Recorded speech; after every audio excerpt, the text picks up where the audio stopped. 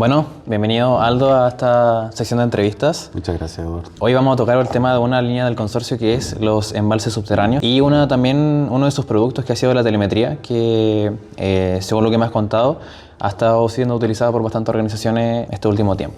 Sí. Primero cuéntanos un poco sobre ti. ¿Quién es Aldo Tapia? ¿Cuánto tiempo llevas como siendo director de la línea de embalses subterráneos? Bueno, muchas gracias. ¿Cuánto tiempo llevo? Ya no lo recuerdo, pero creo que desde el 2019 que estoy a cargo de esta línea, cuando comenzó el proyecto en sí. Llevo trabajando en la Universidad de La Serena, específicamente en el laboratorio PROMRA, por casi 10 años. Yo creo que parece que en un par de meses ya cumpliría los 10 años. Soy ingeniero agrónomo, especializado en el manejo de datos espaciales, en teledetección y también programación científica. Tengo un máster en sistemas de inteligencia e información geográfica, enfocado en lo que he hecho durante estos 10 años acá en PROMRA. Y también he trabajado desde mis comienzos en el desarrollo de modelos hidrológicos y también en el análisis de datos meteorológicos y climáticos en corto y largo tiempo.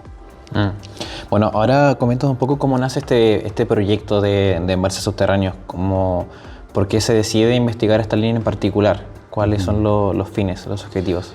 Bueno, la decisión de investigación de esta línea viene dada por un requerimiento de Corfo, que dentro de la formación de estos centros tecnológicos del agua habían ciertas líneas que sí o sí debiesen estar incluidas dentro del proyecto en sí, y una de esas líneas era la investigación de embalses subterráneos.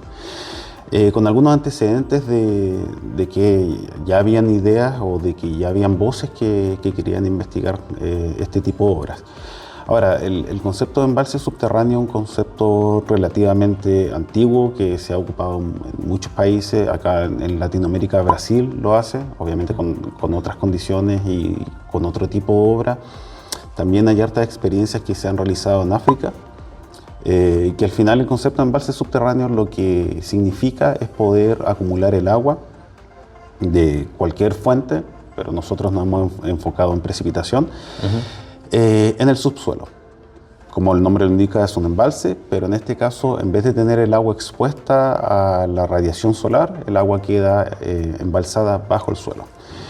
La primera experiencia, la principal experiencia previa a nuestra intervención sobre embalses subterráneos se realizó a partir de la Corporación de Desarrollo Productivo de Coquimbo, que en el año 2015, si no me equivoco, fue cuando se realizó un proyecto de embalse subterráneo, en donde ahí yo también, junto con otros compañeros de PROMRA, colaboramos en el desarrollo de ese proyecto. Y este proyecto incorporó una metodología para poder indicar dónde se podrían construir este tipo de obras. También se realizaron diseños de embalses en función a diversos parámetros, como la topografía del sector, como la profundidad del suelo y las características del suelo a partir de estudios geofísicos. También se hizo modelaciones hidráulicas y también modelaciones hidrológicas, como para poder estimar cuánta agua se puede embalsar en este tipo de obras. Entonces, a partir de ese proyecto, que finalizó con otro proyecto que lo continuó, que fue la construcción de este tipo de embalses, nosotros tomamos ya este desarrollo que se había hecho previamente. Lo que quisimos hacer era continuar con el desarrollo, no comenzar desde cero, porque de hecho si ya el gobierno había destinado dinero para poder desarrollar este tipo de obras y las obras ya estaban construidas, no tenía sentido por nuestra parte rehacer lo que ya se había hecho. Y por lo tanto quisimos continuar con esta iniciativa. ¿Qué pasaba en ese contexto? Como había mencionado, ya se habían diseñado este tipo de obras, ya estaban los planos de cómo se podría hacer, los requerimientos, etcétera. Ya estaban construidos los embalses, pero lo que todavía faltaba era evaluar qué tan bien funcionan este tipo de obras y también poder poner a disposición de los usuarios el agua que estos embalses colectan. Porque hasta el momento, hasta donde se había llegado con este tipo de obra, era a una barrera de gaviones, que son estructuras de malla que juntan rocas, con una membrana impermeable que hace la suerte de muralla subterránea. Pero no había un mecanismo para poder sacar esa agua embalsada, ni para contabilizar cuánta agua se había embalsado, ni conocer su nivel en el tiempo, etc. Entonces lo que quisimos hacer dentro del consorcio era poder desarrollar una herramienta tecnológica para poder resolver todas estas dudas que tenemos con respecto a los embalses subterráneos. Y a partir de esta idea empezamos a trabajar con el desarrollo de equipos electrónicos enfocados en el monitoreo y gestión inicialmente de embalses subterráneos. Y junto a ello también fuimos revisando algunas de las cosas que se habían hecho anteriormente y propusimos una nueva metodología para poder elegir los puntos donde este tipo de obras tienen mayor sentido en términos de la superficie que pueden capturar de agua, de escorrentía, propiedades del suelo. También hicimos análisis de imágenes de satélite enfocadas como en qué tanta resistencia la escorrentía podría tener las microcuencas donde estos embalses se emplazan, y esto lo evaluamos en la comunidad agrícola de Canela Baja y también lo evaluamos en una microcuenca de la comunidad agrícola de Peña Blanca. Entonces, eso fue más o menos como los alcances que tuvo esta línea durante el desarrollo del proyecto dentro del consorcio Quitayanco.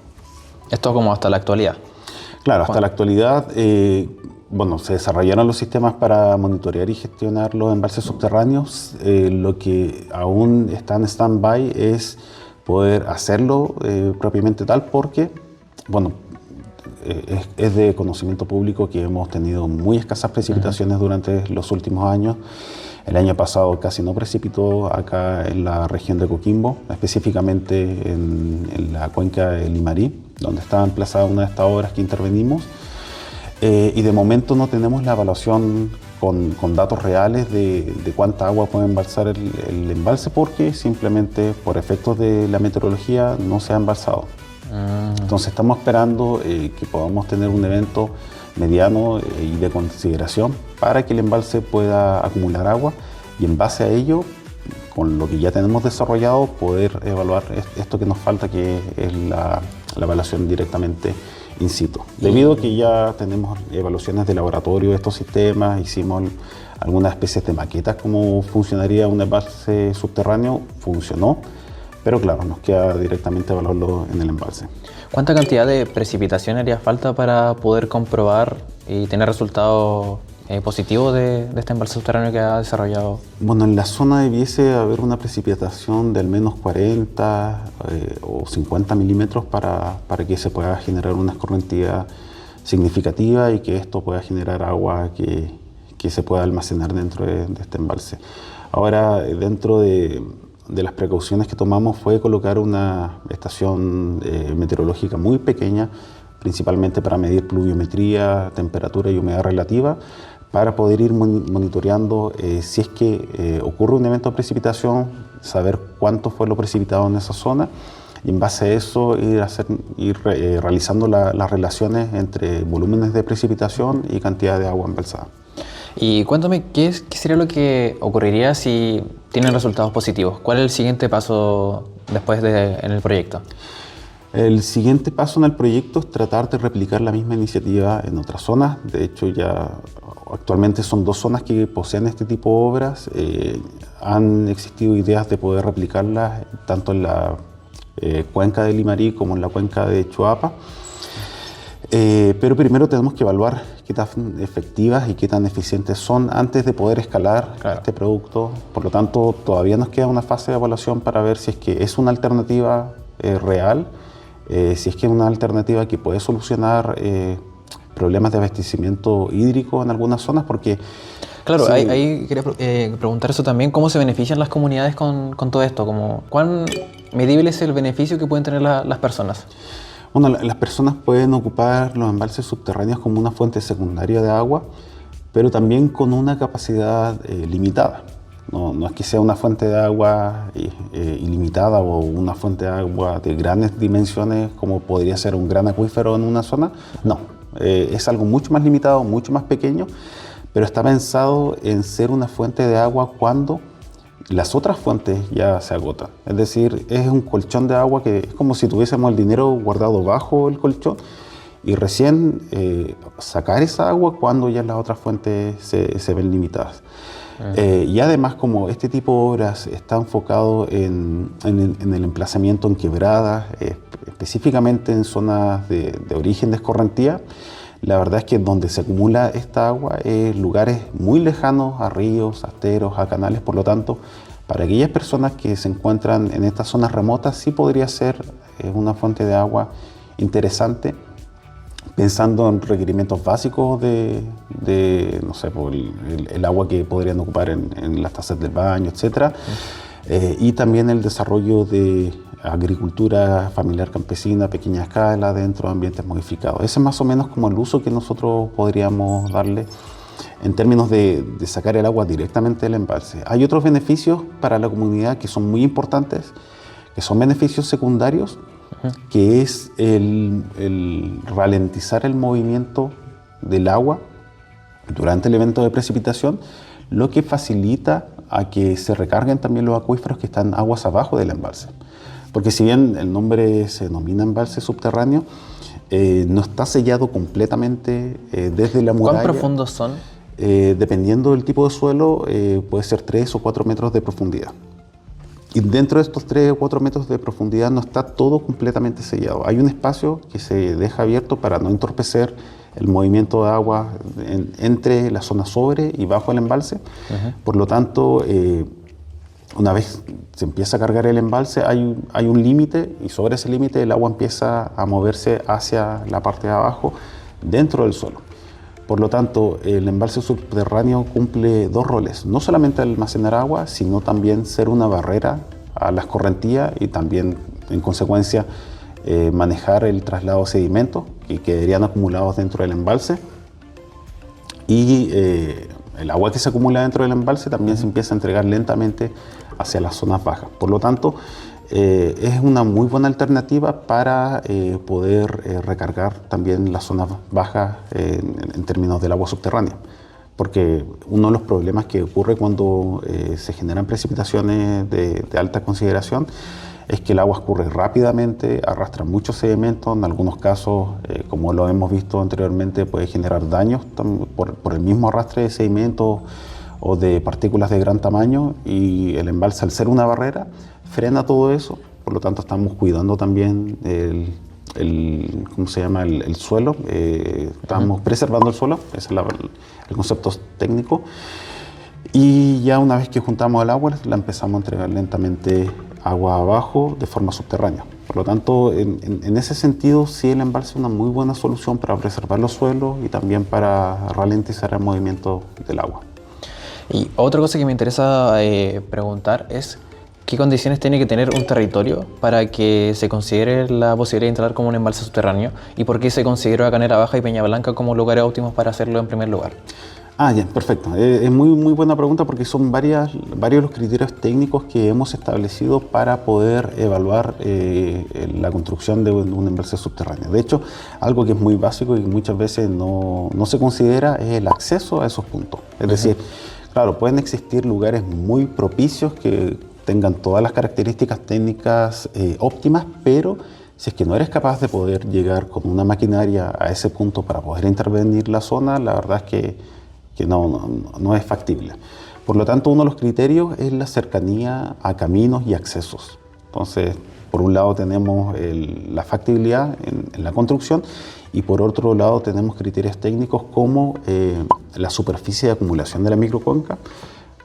Como tenemos embalses que son hechos como gaviones, que no son hechos de concreto, que tampoco son similares a lo que podría ser una gran obra de acumulación como el embalse La Paloma o el embalse Recoleta, no podemos colocar áreas ilimitadas de concentración de escorrentía. Por lo tanto, consideramos del orden de las 100 a 140 hectáreas de acumulación, porque sobre eso ya, con las pruebas que se hicieron de modelación hidráulica, la verdad es que ahí podría ser un poco grave en términos de la fuerza que puede alcanzar el agua.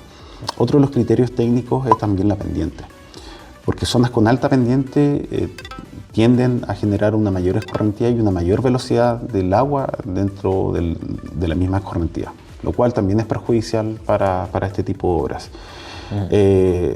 Bueno, esperamos que también las zonas tengan algo de vegetación para que también puedan reducir la velocidad del agua, debido a que la vegetación es uno de los factores de resistencia a la escorrentía. También se hace evaluación del suelo,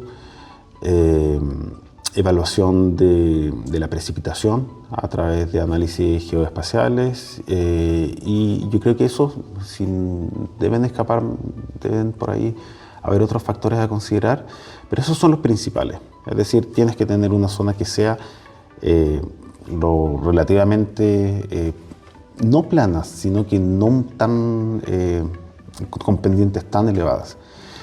Tienes que tener algo de vegetación y tienes que tener una superficie considerablemente pequeña para poder acumular. Eso es más que nada. La verdad es que son bastante plásticos en sus condiciones. Perfecto. Ahora me gustaría tocar el punto de la telemetría, que es el producto que han desarrollado en el consorcio. Quiero saber cuál es el rol que tiene la telemetría en el marco de la crisis hídrica que está viviendo la región y el país en general. Ya, perfecto. Sí, la telemetría, bueno, nace a partir del desarrollo de embalses subterráneos. Como teníamos que buscar una herramienta que fuese capaz de medir y de evaluar el embalse subterráneo, y la verdad es que las herramientas actuales están enfocadas en otro cliente, que son los pozos o que son canales o ríos. Tuvimos que adaptar, a partir de la creación de sistemas electrónicos, una solución que fuese acorde a nuestras necesidades. Estas necesidades también son muy similares a las de los otros clientes. Por lo tanto, empezamos a trabajar fuertemente en crear dispositivos que fuesen adaptables al resto de necesidades de monitoreo de recursos hídricos.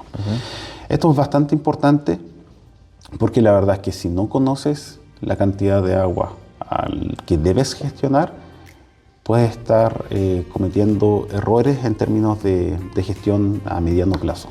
Por ejemplo, un caso muy común que ocurre en esta cuenca, bueno, en toda la región de Coquimbo en realidad, es cuando los sistemas sanitarios rurales, o las antiguas conocidas como APR o comités de agua potable rural, cuando se quedan sin agua. ¿Qué pasa? Que empiezan a extraer agua, los niveles del acuífero empiezan a bajar. Si es que esto no se mide y no se dan cuenta, pueden llegar al punto en que, como se conoce popularmente, se quedan colgados con el pozo. Es decir, el nivel del agua subterránea está bajo el nivel de la bomba, por lo tanto no pueden extraer agua. Y cuando ocurre eso, deben acudir a un suministro secundario, que son los camiones de aljibe. Entonces, la gestión de los camiones de aljibe no es de un día para otro. Es decir, tienen que generalmente solicitárselo ya sea a la gobernación o a la municipalidad o a otra entidad, o simplemente ellos comprar o pagarlo de forma privada. Se tiene que gestionar la flota, tienen que ir a buscar el agua, tienen que ir a trasladarla al punto de entrega, y eso en algunos casos puede tardar hasta 2 semanas. Entonces, si se te acaba el agua el día de hoy y tienes 2 semanas de plazo para volver a distribuir el agua dentro de tu usuario, la verdad es que es un problema súper grave. Bastante sensible que te quedes 2 semanas sin agua, especialmente para las necesidades básicas.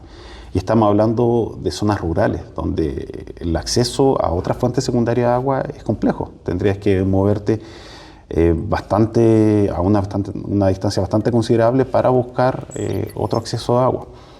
Por lo tanto, los sistemas de telemetría te permiten monitorear lo más básico, que es el nivel del pozo, y por lo tanto ir anticipándote a cuál podría ser el punto en el cual te quedas sin agua. Eso lo estamos desarrollando no necesariamente con el sistema de telemetría, sino también con los análisis y la explotación de la información que obtienes a partir de la telemetría. Porque claro, la telemetría te indica un número, pero si a ese número no le das un sentido, no lo analizas... Interpretación. No lo interpretas, la verdad es que no sirve mucho. ¿Actualmente dónde tienen telemetría del consorcio aquí en la región? Bueno, tenemos 2 regiones, tenemos en la región de Atacama y en la región de Coquimbo. Y en la región de Coquimbo tenemos sistemas instalados en las cuencas de Limarí y en las cuencas de Choapa. En Choapa tenemos hoy en día del orden de 15 sistemas de telemetría instalados en sistemas sanitarios rurales y estamos expandiendo esa cantidad de sistemas.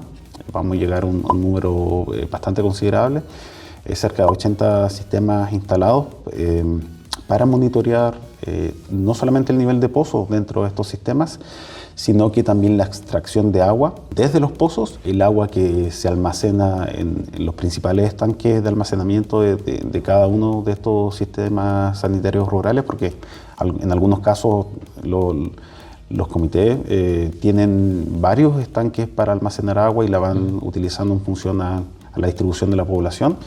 Y también estamos monitoreando el agua que sale de estos estanques, es decir, por un lado tenemos la producción y por otro lado tenemos la distribución. Entonces es un sistema bastante completo en términos de la gestión y el conocimiento del recurso hídrico que tienen estos sistemas sanitarios rurales. ¿Y cómo es concretamente la telemetría? ¿Qué forma tiene? ¿Dónde se ubica? ¿Cómo, a nivel más visual, cómo uno puede identificar que se está usando telemetría en cierto lugar? Bueno, la telemetría puede ser muy visible, como también puede estar de forma muy oculta al ojo del usuario o de la población en general.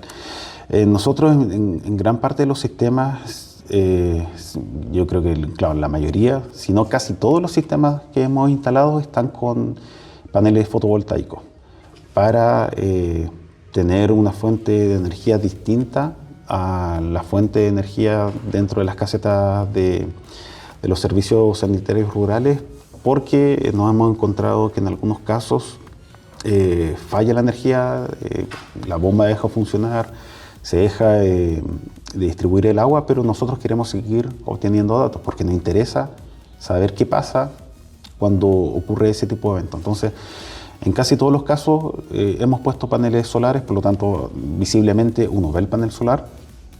El monitoreo de pozo es muy difícil de poder ver porque obviamente como está dentro del pozo, lo único que uno puede ver es un cable extra de los 2 o 3 cables que de repente tienen los pozos. Entonces es un poco oculto en el caso de los pozos. En el caso de los estanques es bastante visible porque estamos ubicando los sistemas de telemetría instalados sobre el estanque para monitorear directamente lo que está pasando abajo, así que ahí es muy fácil de poder reconocer el mástil con el panel solar y con la caja estanca que tiene el circuito electrónico. Y para el caso de los flujómetros, de monitorear el caudal directamente en las tuberías, en algunos casos estamos ocupando las que ya existen, integrando algunas adaptaciones para poder medir, y en otros casos estamos reemplazando completamente el flujómetro, uno bastante llamativo, por lo tanto ahí es muy sencillo de ver. ¿Esta telemetría es un producto que puede ser de interés para las autoridades de alguna forma? Justamente, y algo que estamos haciendo es trabajar de momento con las autoridades municipales, porque una visión macro de lo que está pasando no solamente en un sistema sanitario rural, sino que en un conjunto de sistemas, te permite evaluar cuál es la condición del sistema actual, qué tanta es la presión en función a las condiciones actuales de oferta hídrica. Por lo tanto, si tienes varios sistemas monitoreados a la vez y te estás dando cuenta que por un lado hay uno que empieza a disminuir el nivel, que queda colgado y que queda sin acceso al recurso, y eso está pasando en los contiguos, bueno, te está indicando un patrón. Por lo tanto, puedes tratar de generar una medida correctiva de parte de las autoridades para poder, no necesariamente corregirlo porque no podemos fabricar el agua, pero sí para ofrecer una solución para mantener a la población con acceso al recurso hídrico. Dentro del consorcio Quitayanco y también dentro del laboratorio de Promra, no solamente estamos trabajando con los SCR a partir de la telemetría, sino que comenzamos de antes con capacitaciones a la parte administrativa y también a la parte técnica de los SCR. También hay otros productos que tiene el laboratorio, que es para poder levantar datos relacionados a la producción, a la distribución y al consumo de los SCR a través de plataformas de información y aplicaciones en tabletas. Bueno, que ahí yo creo que otro compañero podría hablar más en detalle de eso porque yo no estoy involucrado ahí, pero es como el primer acercamiento a poder conocer qué está pasando al interior de cada uno de estos sistemas. Entonces, a partir de ello, los usuarios pueden subir la información día a día o semanalmente y pueden ir conociendo sus tendencias, pueden ir determinando cuánto fue el consumo a partir de los usuarios dentro del mismo sistema, o cuánto fue la producción, tendencia en producción, niveles de bomba, etc. Y ya el siguiente paso es lo que estamos haciendo nosotros, donde ya en aquellos usuarios que ya han usado la aplicación, que la verdad es que vieron que tenía una utilidad para ellos, que de verdad le estaban entregando información para poder mejorar la gestión de sus recursos. Están estos sistemas que ya hacen lo que ellos hacían de forma manual, pero ahora de forma autónoma, haciéndolo siempre, o sea, midiendo siempre de una misma manera y no de diferentes maneras como se podría hacer de forma manual, cada X cantidad de tiempo, que en este caso estamos midiendo cada 10 minutos y enviando los datos a través de una plataforma de información. Entonces, eso que inicialmente pocos hacían y que el registro se llevaba en un cuaderno o en una libreta, lo que hemos realizado es modernizar lo que se hacía antiguamente y generar más o menos un estándar entre los diferentes SSR para luego ya incorporar la telemetría. Entonces, como un ciclo de vida de adopción de tecnología dentro de los sistemas sanitarios rurales. Y ahora lo que hace el sistema de telemetría, bueno, está instalado ahí en terreno, está midiendo, están viendo los datos. ¿A dónde van esos datos? ¿Pasan por ustedes? Sí, justamente iba para allá. Esos datos son enviados a través de redes de telefonía, ya sea GPRS, 3G o 4G, a las bases de datos que tenemos en una plataforma de información. Y esa misma base de datos, bueno, el usuario la puede consultar directamente ahí en esa página, pero también nutre las otras plataformas que tenemos destinadas directamente a SSR. Entonces hay usuarios que son agrícolas, que no necesariamente van a requerir la misma cantidad de información o los mismos parámetros de información que los SSR, por lo tanto ya tenemos una plataforma genérica donde se pueden consultar los registros de telemetría. Pero a la vez tenemos ya una plataforma especializada donde empezamos a darle valor a la información que hemos recopilado, empezamos a dar una mirada territorial. ¿Cuál es esa plataforma? ¿Tiene algún nombre? Sí, está la plataforma Proxima y Promra SSR, que son dos plataformas relativamente hermanas, pero que están para diferentes públicos. Perfecto. Bueno, Aldo, ya hemos llegado al final de esta entrevista. No sé si tiene alguna otra cosa más que comentar respecto al proyecto, a lo que sigue para esta línea de tanto telemetría como de embalse subterráneo para los próximos años. Sí, ¿qué sigue? Bueno, seguir con la evaluación de embalses subterráneos tan pronto tengamos registros para poder evaluar en función de las precipitaciones. Y en la línea de telemetría, bueno, como ha sido la tónica de la entrevista, gran parte de las experiencias que hemos instalado han sido enfocadas en agua subterránea. Hemos realizado pruebas tanto en registro de información de aguas superficiales como también registro de información meteorológica enfocada en la agricultura con estaciones de tipo agrometeorológicas. Por lo tanto, nuestra línea de telemetría está avanzando hacia esos usuarios también. Es decir, esta solución, que es bastante plástica, adaptarla para otro sistema en función a otras configuraciones de sensores o otra configuración de programación. Entonces, en telemetría queremos seguir hacia esa línea y también empezar a incorporar Internet de las Cosas, es decir, no solamente levantar la información, sino también que el usuario a través de una aplicación pueda generar acciones dentro del sistema, como activar o desactivar una bomba o una válvula o lo que sea, a partir del mismo sistema. Entonces, hacia allá estamos avanzando y esas son nuestras expectativas en los próximos años. Perfecto. Muchas gracias, Aldo, por tu tiempo, por estar aquí en este espacio. Y espero tenerte en otra ocasión también como para seguir ampliando actualizaciones de cómo han avanzado los distintos proyectos que están desarrollando en el consorcio Quitayanco, en especial en tu línea de trabajo. Muchas gracias y gracias por esta entrevista. A ti.